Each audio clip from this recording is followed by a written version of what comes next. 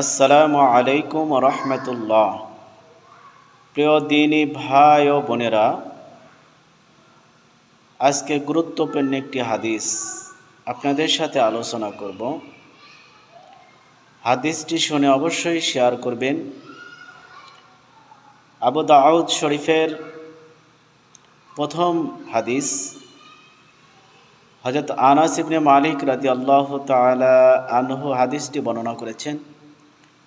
তিনি বলেন, রাসূল সাল্লাল্লাহু আলাইহি ওয়াসাল্লাম যখন ওই জরুরত অর্থাৎ টয়লেটে প্রবেশের পূর্বে একটি দোয়া পাঠ করতেন।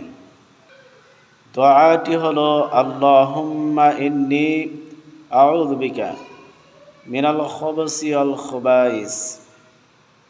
এই দোয়াটি পড়তেন।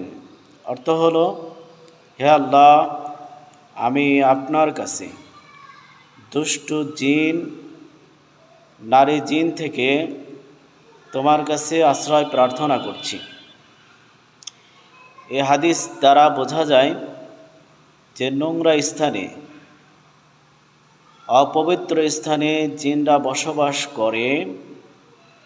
কেউ যদি এই দোয়া না পড়ে তাহলে এই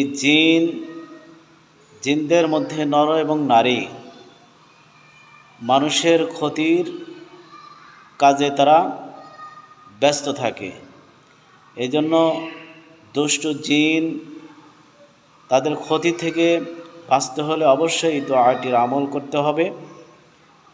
প্রিয় দিনী ভাই ও বোনেরা, আপনাদের ছেলে মেয়েদেরকে এই দোয়াটি শিক্ষা দেবেন।